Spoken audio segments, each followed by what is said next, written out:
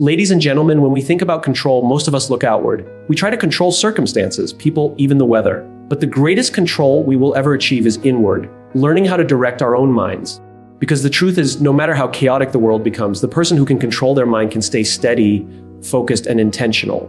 So today, I want to share with you 8 powerful rules to control your mind and sharpen your focus. When we talk about focus, most people immediately think of discipline, willpower, or the ability to cut out distractions.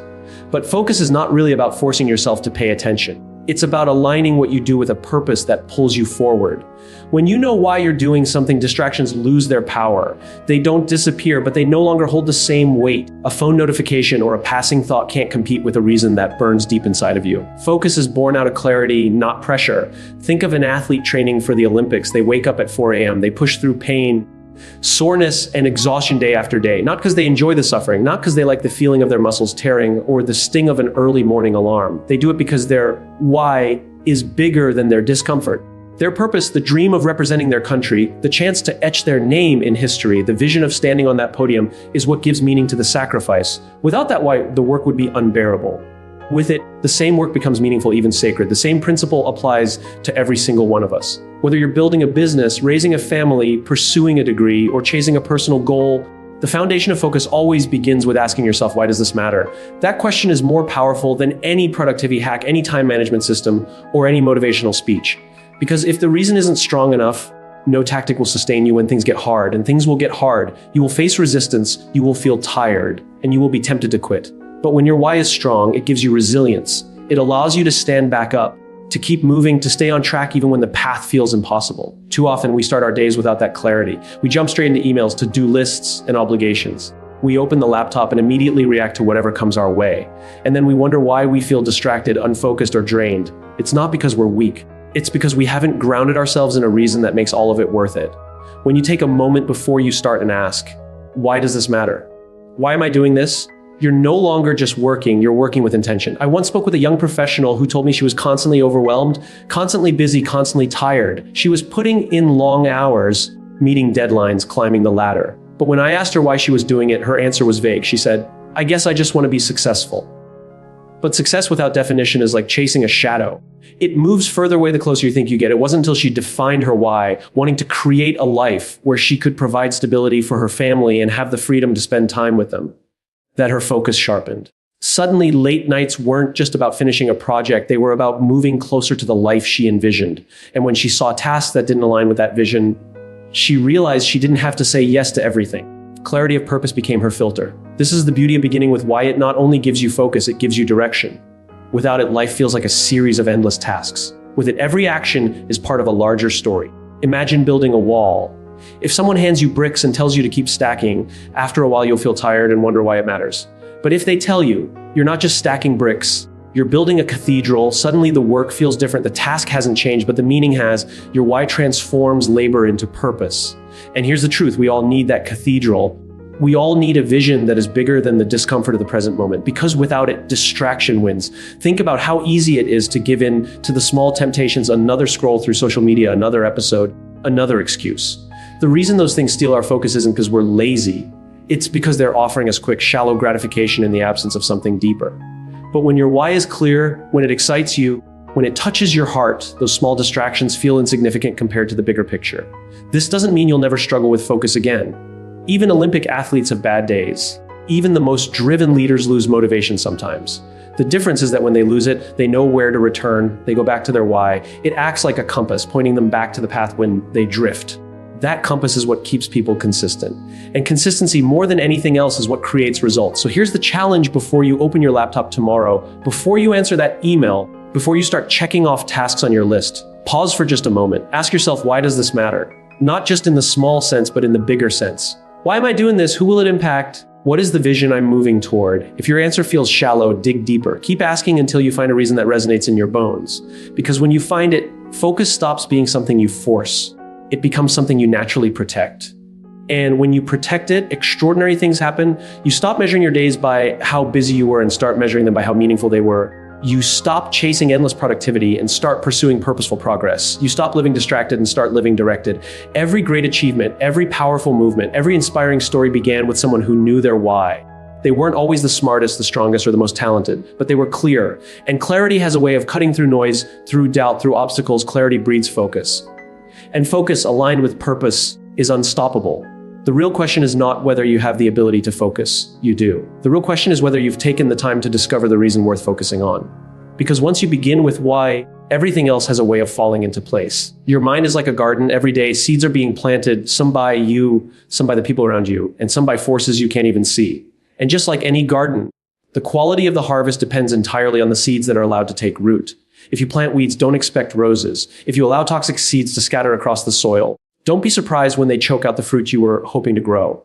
Most of us underestimate how much influence our inputs truly have. We scroll through social media as if it's harmless entertainment, flip through the news as if it's background noise, or engage in conversations without questioning what they deposit into our minds. But the truth is, every image, every word, every story, every opinion, it all enters our mental soil.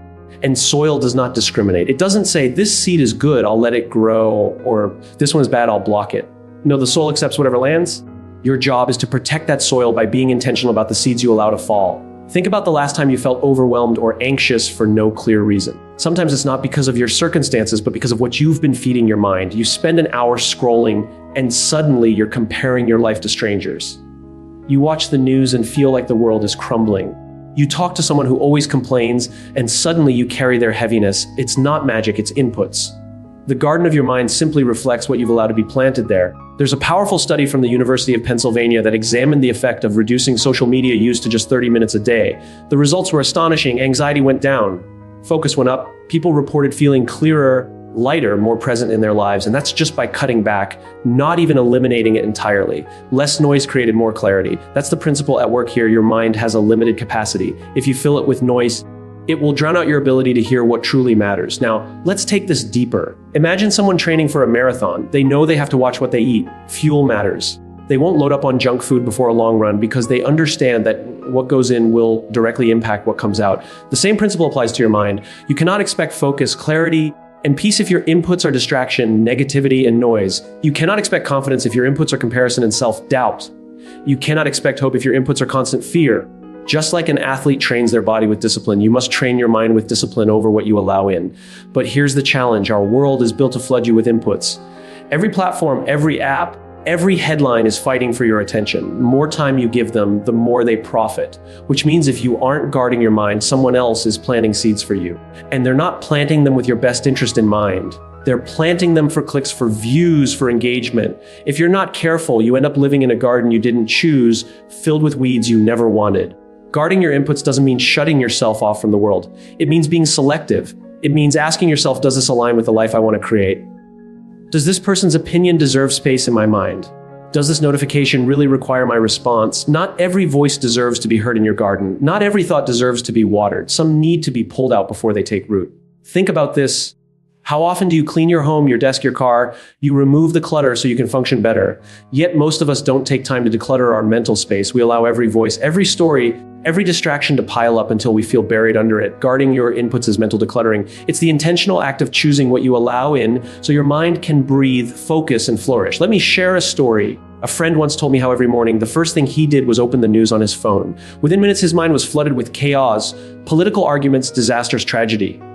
He would start his day already heavy, already anxious. One day, he decided to change his input. Instead of opening the news, he opened a book of inspiring stories. Within a week, he felt a shift. His mornings became lighter, his days calmer. The world hadn't changed, but his inputs had. And because his inputs changed, his mind changed. We all have this power. We get to choose what voices enter. We get to choose what stories shape our perspective. We get to choose what environment our mind grows in. And just like a garden, it's not about perfection. Sometimes weeds will slip in. Sometimes negativity will find its way through. That's okay. The point is to notice it, pull it out, and plant better seeds in its place. Guarding your inputs is also about who you surround yourself with. Conversations are inputs too. The people in your life are either planting seeds of encouragement, vision, and belief, or they're planting seeds of doubt, gossip, and fear. If every conversation leaves you drained, maybe it's time to evaluate whether those seeds are worth allowing in your soil. On the other hand, when you spend time with people who inspire you, challenge you, and remind you of your potential, you feel it. Those seeds grow into courage, clarity, and focus. And here's what's beautiful: when you guard your inputs, you don't just protect yourself, you also become a better source of input for others. Because when your mind is clear, you offer clarity. When your heart is full, you offer encouragement. When your focus is sharp, You inspire focus in those around you. You stop spreading weeds and start spreading seeds that actually make a difference. So the question isn't whether your mind is a garden. It already is. The question is, what are you planting? What voices are you letting in? What stories are shaping your perspective? Because the harvest of your life will reflect the quality of your inputs. Protect your soil. Be selective with your seeds. Guard your mind like it matters, because it does. Imagine the last time you were caught off guard by something unexpected. Maybe it was a message you didn't want to read, a comment that stung, or a situation that suddenly spiraled out of control. In that instant, your heart raced, your chest tightened, and your mind immediately leaped toward a reaction. We've all been there. It's almost instinctive. This need to defend, to respond, to release the energy that builds inside us when we feel attacked or misunderstood. But what if instead of reacting, you paused? What if, for just a moment, you created a space between what happened to you and how you chose to deal with it? That space, small as it may seem, is where real strength begins. We live in a world that celebrates speed. Fast decisions, quick replies, instant reactions. Everything pushes us to act without hesitation. The faster we respond, the more decisive we appear. But speed is not the same as wisdom. Just because you can act quickly doesn't mean you're acting rightly. And the truth is, the moments we regret most in life rarely come from what we didn't say immediately, but from the words or actions we let loose without taking a breath to consider their impact. Think about a heated argument. One sharp word can cut deeper than 1,000 gentle ones ever could. In the heat of anger, we speak without intention. We fire words like arrows, only to watch them pierce people we care about. Later, when the dust settles, we realize those words cannot be taken back. That's the cost of reaction without reflection. The pause protects us from that cost. It gives us the chance to choose our arrows wisely or not release them at all. Consider athletes at the highest level. The best basketball players don't simply shoot because the ball is in their hands. They pause, read the court, understand the defense, and then take the shot. That pause, even if it lasts only a split second, is the difference between a rushed attempt and a well-placed score. Life is no different. Our court may not have defenders and teammates, but it has circumstances and consequences. The pause lets us see the whole picture before making our move. It's important to understand that pausing is not avoidance. It's not pretending the situation doesn't exist or denying how we feel. Pausing is ownership. It says, I am in charge of my response, not my emotions, not the situation, not the person in front of me. It transforms reaction into choice. And choice in every sense is freedom. Without the pause, we become prisoners of impulse. With it, we become architects of intention. Let me give you an example you might recognize. Imagine you receive a harsh email at work. Your instinct is to reply instantly, to defend yourself, to set the record straight. But if you pause, step away from your desk, take a walk, give yourself an hour, you return with a different perspective. The emotions have cooled. The words that felt necessary in the heat of the moment suddenly feel unhelpful, maybe even harmful. Instead, you draft a message that is calm, measured, and constructive. The difference is not in the email you received, but in the pause you created before replying. That gap changed everything. This principle applies far beyond the workplace. In relationships, pausing is often the key to peace. How many arguments between partners or friends escalate because no one was willing to pause? How many family conflicts grow because reaction overtakes reflection? And how many moments of connection are lost because we choose to win the argument instead of protect the relationship? The pause is not about losing. It's about choosing what truly matters. In history, some of the greatest leaders practiced this discipline. They understood that rash decisions made in the heat of anger or fear could destroy not just their reputations, but the lives of those they led. They knew that in moments of crisis, everyone looked to them for direction. And often their most powerful tool was silence, not weakness, but deliberate stillness before action. They showed that the pause is not hesitation, it is leadership in its purest form. But practicing the pause is not easy. It goes against our instincts. Our biology is designed to react. Fight or flight, it's how humans survive for thousands of years. Yet survival is not the same as living. To thrive in today's world, we need more than instinct, we need intention. The pause is the bridge between the two. It takes discipline to catch yourself in that split second and say, wait, let me choose. It takes humility to admit that your first reaction might not be your best one. And it takes courage to stand in silence when every fiber of your body is urging you to lash out or retreat. The beauty of the pause is that it can be practiced. Start small. The next time someone cuts you off in traffic, instead of honking or shouting, take a breath. When your child interrupts you while you're busy, resist the urge to snap and instead pause before responding. When you feel overwhelmed, give yourself the gift of a moment, close your eyes, breathe deeply, and create space for clarity. These small pauses build strength over time, just like muscles trained at the gym. The more you practice, the more natural it becomes. And here's the powerful truth. Pausing doesn't just change how you respond, it changes how others see you. When you pause, you project calm instead of chaos, strength instead of insecurity. People begin to trust your words more because they know they're not born of impulse, but of intention. You become the person others turn to in a storm, not because you have all the answers, but because you carry the presence of mind to wait before deciding which answer matters most. So often we think control comes from overpowering others, from from winning arguments, from getting the last word. But real control is far quieter. It's found in the pause, in the ability to remain steady when the world tries to shake you. It's not glamorous, and it won't always be noticed, but it will always make a difference. The next time you feel your temper rising, the next time your heart beats faster and your hands want to type or your voice wants to shout, remember the pause. That moment belongs to you. It is the single most powerful choice you can make because it determines everything that follows. And when you practice it often enough, you'll discover something profound. The pause doesn't just help you respond better, it helps you live better. Focus is not a gift some people are born with and others are not. It is not a mysterious quality that appears when the stars align. Focus is a skill. It is a discipline. It is a choice we make again and again to direct our energy toward what matters most. And like any skill, it is built through practice, through repetition, through the willingness to train our minds the same way we train our bodies. Think about the gym. No one expects to walk into a gym for the first time and lift the heaviest weight in the room. We know that strength comes gradually through consistency, through the repetition of small movements that over time reshape our muscles. Yet, when it comes to the mind, people tend to believe it should work perfectly on its own. They assume focus should be effortless. But the truth is, just like muscles atrophy without use, attention weakens when it's neglected. The distractions of the world, our phones, endless notifications, the constant stream of noise, are like junk food for the brain. If we consume them constantly, we shouldn't be surprised when our ability to focus feels malnourished. Training attention is about choosing to strengthen that mental muscle. And one of the simplest ways to begin is through something as small and profound as the breath. You don't need to retreat to a mountain, sit in silence for weeks, or twist your body into complicated positions. Focus training can start with a single breath. Before walking into a meeting, pause. Before responding to an email, breathe deeply. For just 1 minute, notice the air filling your lungs. Notice how your chest rises and falls, and notice how your mind inevitably drifts. And here's the important part: when it drifts, and it will gently bring it back. That moment, that act of returning, is where the muscle is built. Neuroscientists have studied this phenomenon extensively. They've found that as little as 10 minutes a day of mindful practice begins to physically alter the brain. It strengthens the prefrontal cortex, the very region responsible for decision-making, self-control, and sustained focus. Imagine that. Just 10 minutes of deliberate practice can rewire the most advanced organ in the known universe. We often marvel at how athletes transform their bodies with training, but our brains are capable of the same transformation when we choose to exercise them. Now, think about what happens when we don't train attention. We become reactive rather than intentional. The phone buzzes, we pick it up without thinking. A distraction enters the room, we abandon our task. The smallest interruption can pull us off course. It's like walking into the wind without any strength in your legs. You're constantly being pushed around. But when you build focus, you anchor yourself.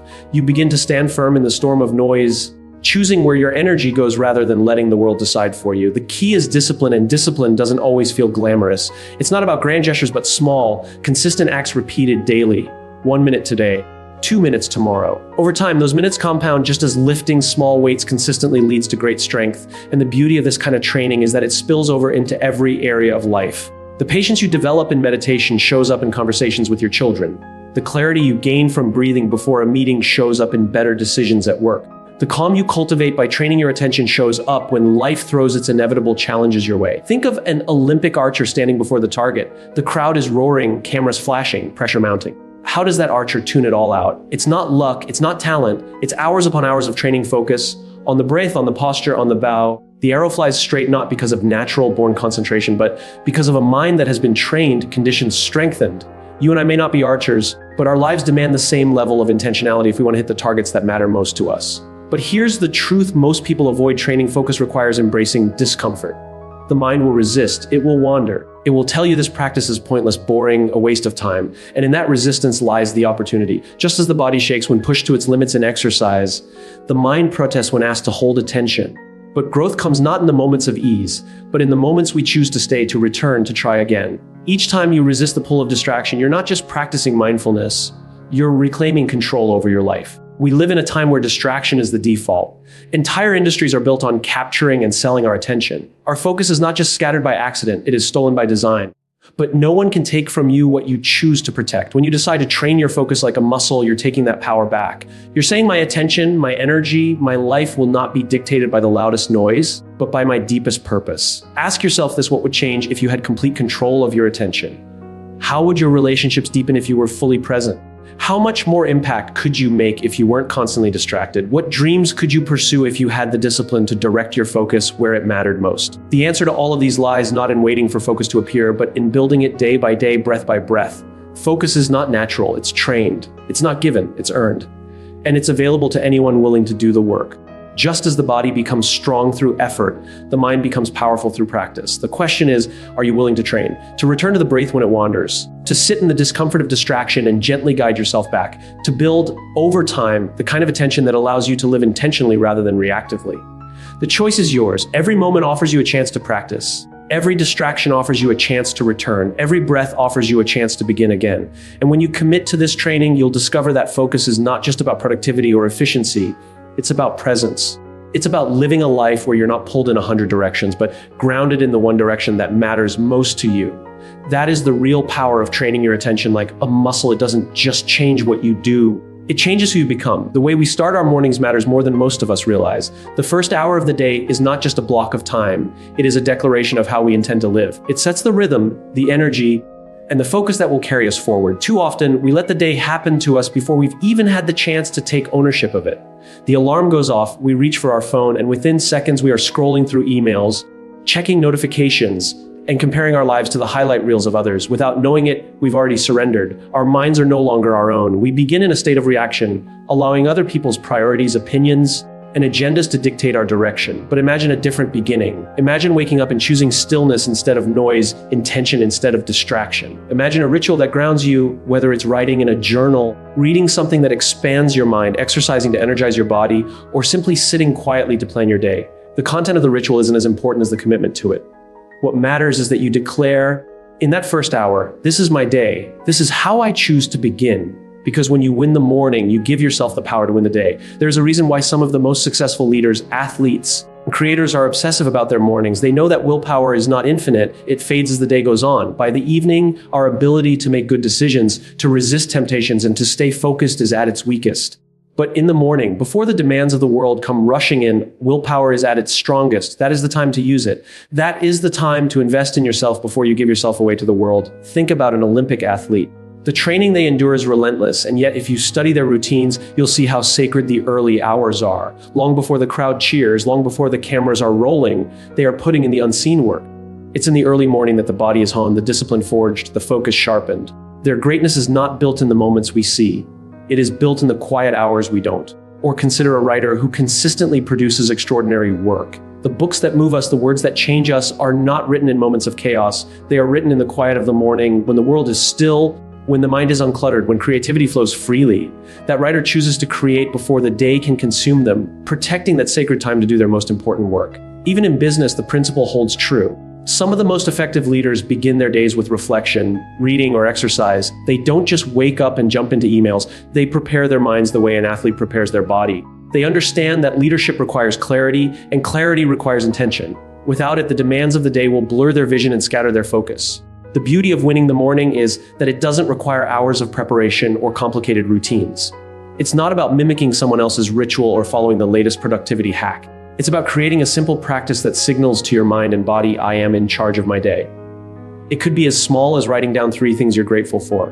It could be setting your priorities on paper before you open your laptop. It could be stretching for 10 minutes or drinking a glass of water instead of reaching for your phone. These small acts compound over time. They are not trivial, they are transformative. Now, some might say, I'm not a morning person, but this isn't about whether you wake up at 5 a.m. or 8 a.m. It's not about the hour, it's about what you do with the first hour. If the first thing you feed your mind is negativity, comparison, or distraction, don't be surprised if that energy follows you. But if you feed your mind clarity, gratitude, or direction, that energy carries too. You are shaping the trajectory of your day in those early moments, whether consciously or unconsciously. And here is the truth: discipline in the morning creates freedom in the day. When you start with intention, you move through your day with a sense of control. Even when circumstances shift, you respond instead of react. You prioritize what truly matters instead of chasing what is urgent but unimportant. You feel less overwhelmed because you have already anchored yourself in clarity. I once heard a story about a man who, despite an overwhelming schedule and constant demands, never began his day without writing in his journal. For 20 minutes every morning, he wrote down his thoughts, his intentions, and his reflections. To others, it seemed like a luxury he could not afford. But to him, it was non-negotiable. That practice, he said, kept him grounded when everything else threatened to pull him apart. It was his way of winning the morning. And because of it, he was able to meet the demands of his life, not with chaos, but with calm. We all face days that spiral out of our control. The unexpected meeting, the urgent deadline, the conflict we didn't anticipate. We can't always control what the day will bring, but we can control how we begin it. And that beginning can be the difference between feeling like a victim of the day or a leader of it. Winning the morning is not about perfection. There will be days you slip, days you grab the phone first, days you skip the ritual. That's life. But the key is not to give up when you miss, it's to return to the practice, because over time, these mornings build resilience, discipline, and focus. They become the foundation upon which your best work, your best leadership, and your best self are built. So ask yourself, how do you want your day to feel? Rushed, scattered, and controlled by others, or intentional, clear, and owned by you? The answer begins the moment you wake up, because when you win the morning, you don't just win a few hours, you set the stage to win the entire day. Imagine walking into a room with 10 different radios all playing at the same time. One is tuned to classical, another to rock, another to the news, and yet another to sports commentary. Each one is fighting for your attention. For a moment, you try to listen to all of them at once, but quickly you realize it's impossible. Your brain shifts rapidly from one to the other, catching bits and pieces, but never really absorbing any of them fully. You leave that room exhausted, not because you were listening deeply, but because you were forcing your mind to scatter itself thin. That's what multitasking does to us. It's not just inefficient, it's draining the very energy we need to perform at our best. Science confirms this.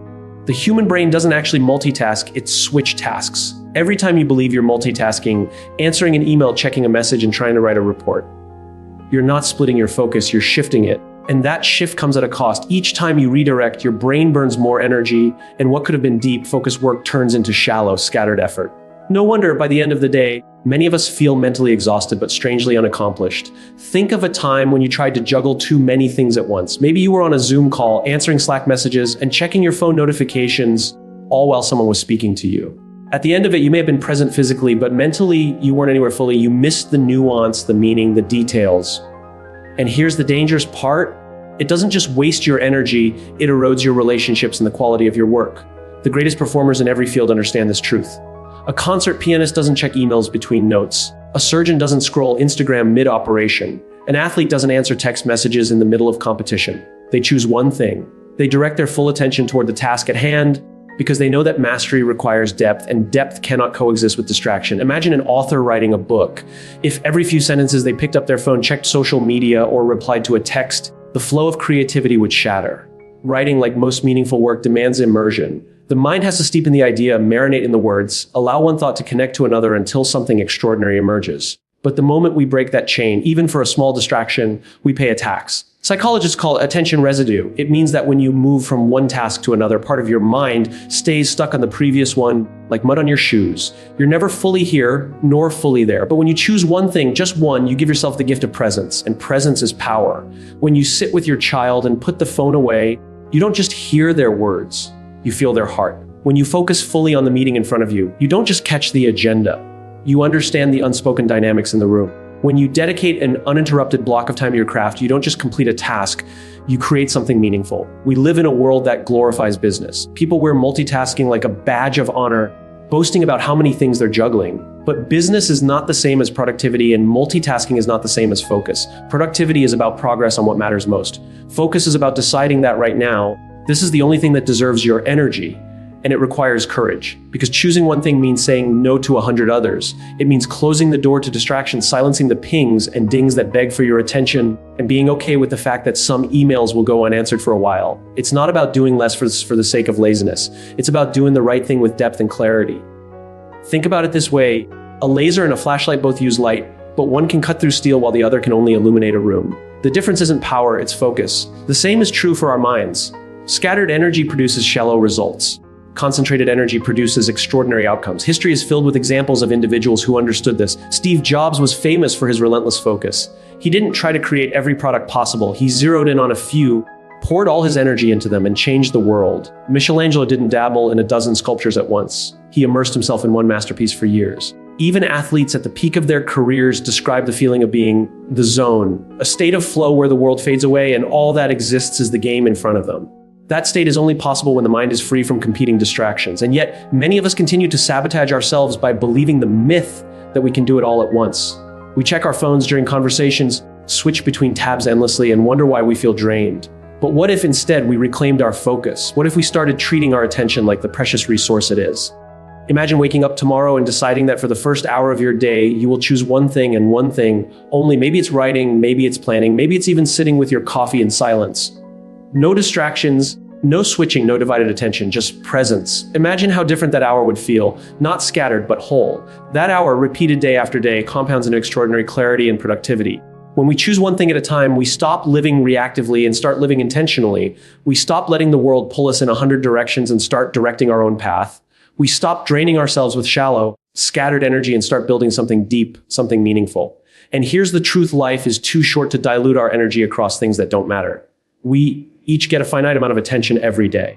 Where we place it will determine the quality of our work, the depth of our relationships, and ultimately the meaning of our lives. So the question is not, can I do more? The real question is, what is the one thing that deserves all of me right now? Because when you choose one thing, you're not just managing your time, you're honoring your mind, your energy, and your potential.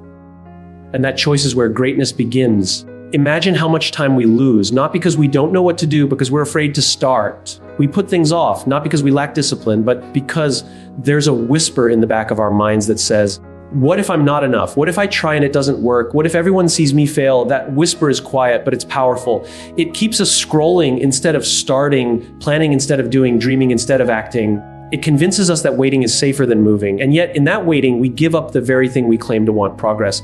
The greatest obstacle to focus isn't distraction itself, it's fear. Fear of failure robs us of the courage to step forward, and in its place, it gives us hesitation. But here's the truth: failure is not a verdict, it's a teacher. It isn't the end of the road, it's part of the road.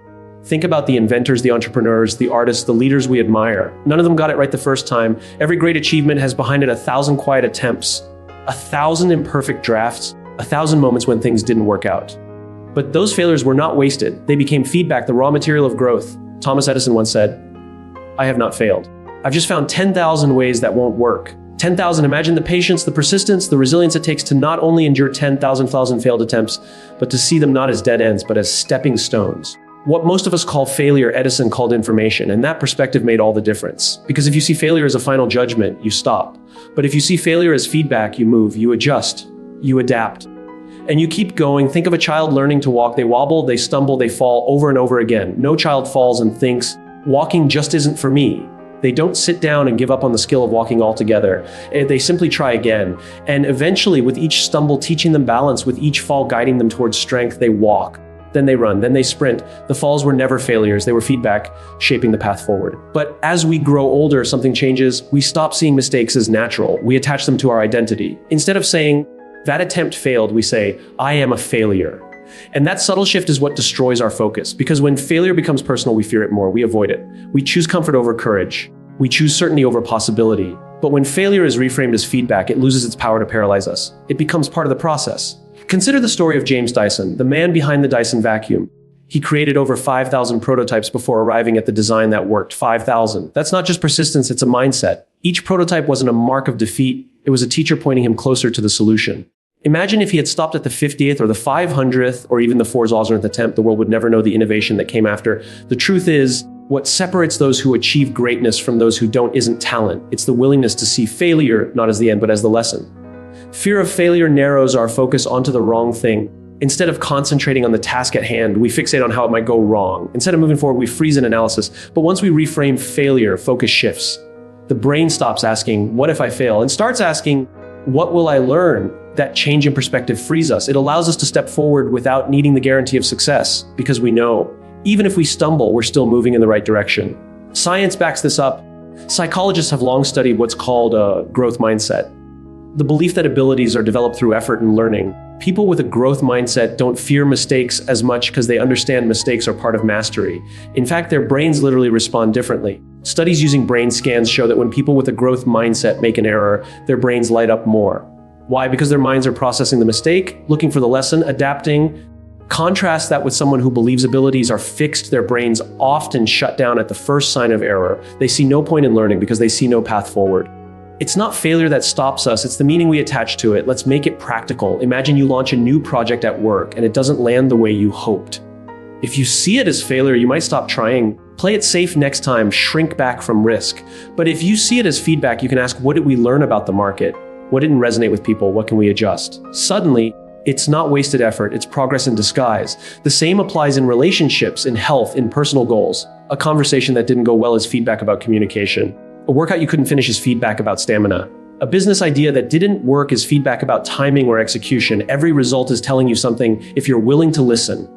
The fear of failure is universal, but so is the opportunity to reframe it. Think of the people you admire most. They are not the ones who never stumbled, they are the ones who got up again and again. They are the ones who decided that failure wouldn't define them, only refine them. The truth is, failure is not the opposite of success, it is part of success. Every lesson carved into us by disappointment or setback is what equips us for the victor to come. So the next time you hesitate because of fear, pause and reframe. Ask yourself, what's the worst that can happen if I fail? Most of the time, it's not life-ending. It's uncomfortable, maybe even embarrassing, but survivable. And often, on the other side of that failure is wisdom you could not have gained any other way. That wisdom sharpens your focus. It builds resilience. It teaches you not just what to do, but who you are. When we embrace failure as feedback, we stop playing defense with our lives. We stop avoiding risk and start embracing growth. We move forward not with the false hope that everything will go perfectly, but with the confidence that even if it doesn't, we will be better for it. And that shift from fear to learning, from paralysis to progress, is what allows us to live with focus, with courage, and with purpose.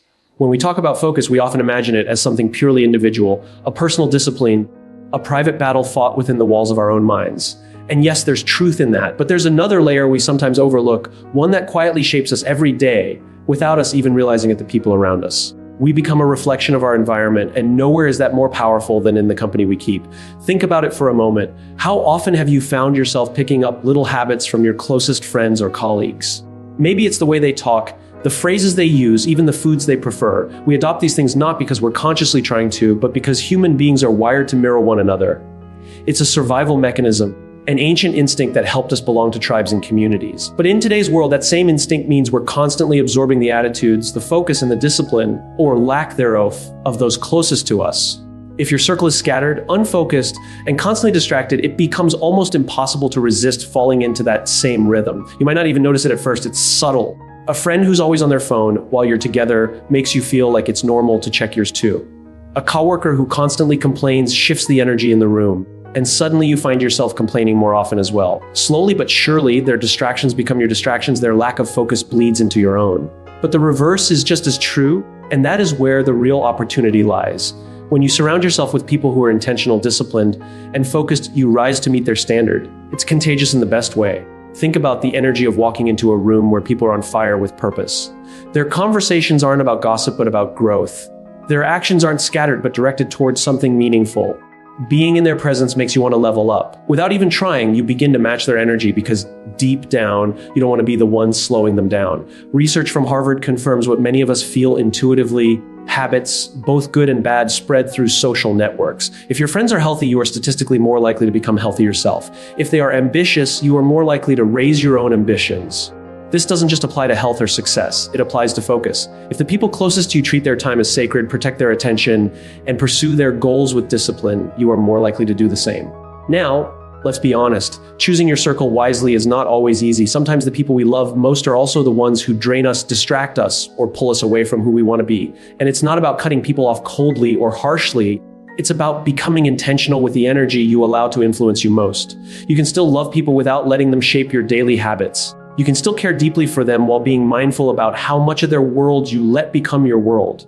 There's an old saying, show me your friends, and I'll show you your future. That's not just a clever phrase. It's a truth backed by science and experience. Who you spend time with is who you are becoming. If you want to stay focused, to live a life of purpose, you must surround yourself with people who embody that very thing. Think about athletes who train together. On their own, they might push hard, but when they run beside someone just as committed, something changes. They go faster, they last longer, they refuse to quit, because the standard is higher when it's shared. That's the power of a focused circle.